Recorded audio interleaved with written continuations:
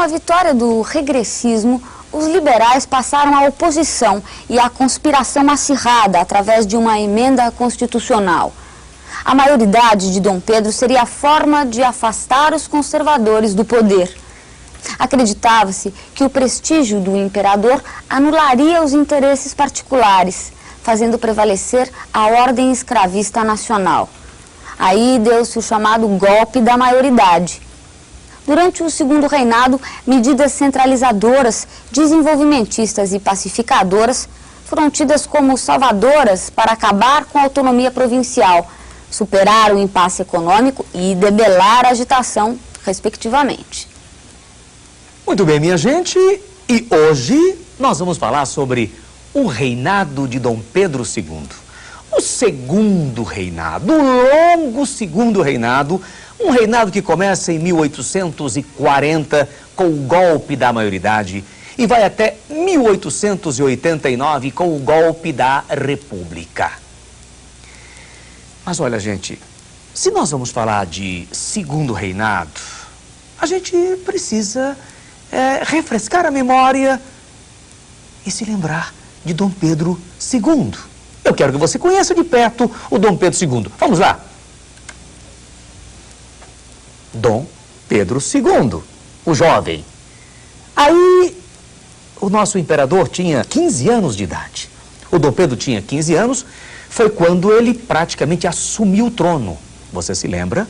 Ele assumiu muito jovem, não é? Então, a partir desse momento, o Dom Pedro assume o trono muito jovem e governa o país até 1889. É claro que, em se tratando do segundo reinado, o país tem a sua bandeira, tem as suas armas, tem os seus símbolos. Eu quero que você conheça agora, a bandeira do segundo reinado. Veja lá. Olha que coisa linda. A coroa imperial. É uma bandeira realmente interessante. É verdade seja dita, se nós compararmos essa bandeira do segundo reinado do Império com a bandeira da República, não veremos muitas diferenças. As cores foram mantidas. Claro, até o café que aparece na bandeira também foi mantido. E, lógico, a gente vai falar da outra bandeira mais tarde. Agora, gente, é importante saber como estava o Brasil no momento em que o Dom Pedro II assumiu o trono. Como estava o Brasil? O Brasil estava agitado. O Brasil estava muito agitado. Por quê? Porque o segundo reinado herdou do período regencial uma violenta crise. Movimentos em tudo que era lugar. Movimentos regenciais, terríveis, rebeldes, revoltas populares. E é claro que era necessário, antes de mais nada, pacificar o país. Inicialmente, essa responsabilidade deveria caber a quem? Ao primeiro gabinete do segundo reinado, ao gabinete dos liberais. Os liberais não conseguem solucionar o problema de jeito nenhum. Tanto é que o primeiro gabinete liberal, o chamado Ministério dos Irmãos, cai. É derrubado em 1841. Os conservadores voltam ao poder. E a partir daí começa uma luta sem tréguas dos conservadores para que o país se consolidasse, para que o império se consolidasse. Era necessário, antes de mais nada, centralizar ainda mais o poder.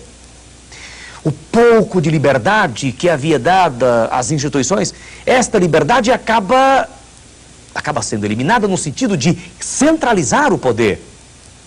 Aqueles decretos, leis liberais do período regencial são simplesmente substituídos por leis centralizadas, centralistas. Mas é claro que era preciso combater os movimentos rebeldes que punham em xeque a unidade nacional. E para pacificar o país, nesse sentido, o segundo reinado contou com a presença de Luiz Alves de Lima e Silva, o Duque de Caxias, patrono do Exército Brasileiro, que eu quero apresentar para vocês. Veja lá. O Duque de Caxias. Duque de Caxias, este homem, ele é considerado o pacificador do Império. O Duque de Caxias, Luiz Alves de Lima e Silva, recebeu esse título de pacificador do Império por ter reprimido com violência as manifestações, principalmente herdadas do período regencial, mas também, além delas, por ter reprimido com violência outros movimentos liberais, por exemplo, as revoltas liberais de São Paulo e Minas Gerais de 1842. Aqui em São Paulo, o movimento liberal contra os conservadores foi articulado, foi liderado pelo Feijó, o velho Feijó, o velho padre Feijó, ex-ministro, ex-constituinte, ex-ministro, ex-regente do Império. Feijó foi líder do movimento liberal de 42, reprimido por Caxias, que o prendeu. Teófilo Otoni, lá em Minas, foi líder da outra revolta liberal contra os conservadores no poder, movimento igualmente reprimido por Caxias. Caxias, é claro, completa sua ação pacificadora em 1845, reprimindo e acabando com a mais longa das rebeliões brasileiras, a chamada Guerra dos Farrapos ou Revolução Farroupilha.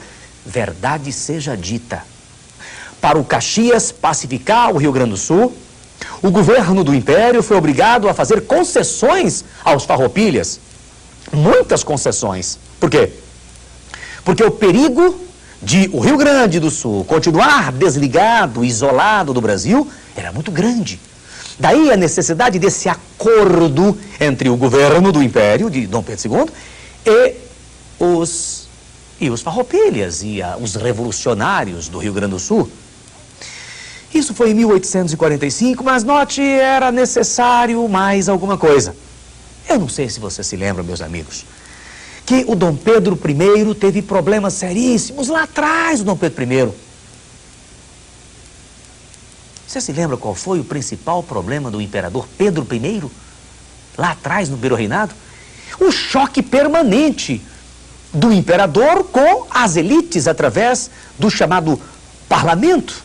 Afinal, o Dom Pedro I, não esqueça, pela Constituição do Império, tinha dois poderes, o executivo e o moderador. Como fazer? Como resolver este problema? Como impedir o choque entre o parlamento e o imperador? Entre o parlamento, o poder legislativo, e o imperador, que simultaneamente exercia o poder moderador e o poder executivo. Claro, foi necessário criar um mecanismo que transformasse o imperador simplesmente num juiz do país. Ou seja, deixar com o imperador o poder moderador. E foi o que aconteceu. Em 1847, me lembro muitíssimo bem, 1847, segundo reinado, foi criado o cargo de presidente do Conselho de Ministros. Nascia aí o parlamentarismo. Oficialmente, porque na prática ele já havia existido no período regencial. Agora ele nasce oficialmente, legalmente, com a criação do cargo de primeiro-ministro. Esse parlamentarismo monárquico, responsável pela estabilidade do Império, só desaparece, meus amigos, com a proclamação da República em 1889. Pois bem, mas é claro que para o parlamentarismo funcionar, o país precisava ter partidos. E o Brasil tinha dois partidos. O Partido Liberal, também chamado de Partido Progressista, e o Partido Conservador, também chamado de Partido Regressista. Como nasceram estes partidos? Como surgiram estes dois partidos que se alternaram no poder durante todo o reinado de Pedro II, de Pedro II? Olha, nós temos um esquema. E eu vou mostrar para vocês esse esquema. Esse esquema é muito interessante. Prestem muita atenção para este esquema. Dá uma olhada.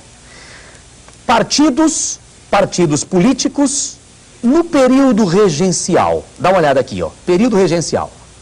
E aqui você tem, no período regencial, os partidos. Os restauradores, os moderados, os exaltados. Aí você tem moderados e restauradores, dando origem ao Partido Conservador. parte de moderados e exaltados, dando origem ao Partido Liberal. Bom, aí nós chegamos no segundo reinado, governo de Dom Pedro II. E temos o Partido Conservador e o Partido Liberal, que depois deu origem ao chamado Partido Republicano. Uma parte dos liberais acaba deixando o Partido Liberal e fundando o Partido Republicano. A rigor, durante o segundo reinado, só tivemos mesmo duas agremiações.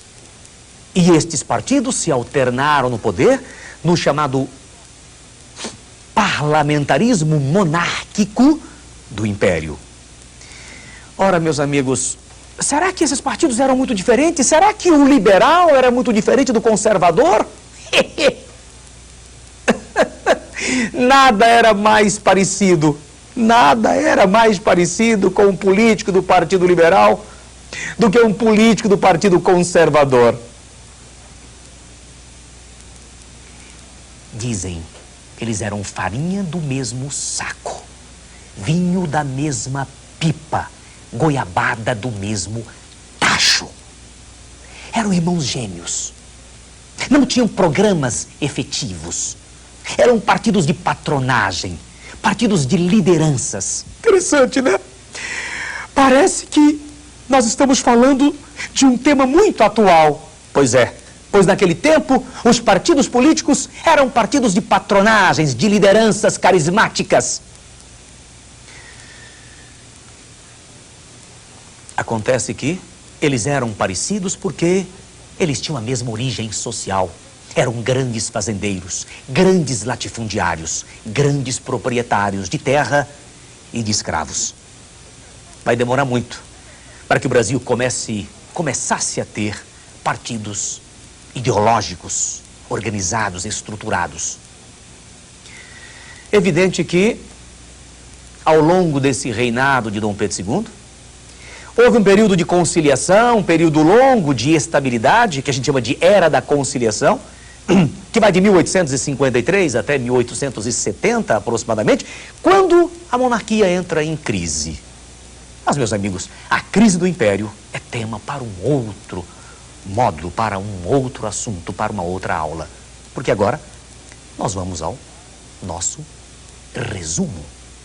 Consolidação do Império, através do centralismo, a pacificação do país com Caxias, a criação do parlamentarismo, a estabilidade e a conciliação entre liberais e conservadores.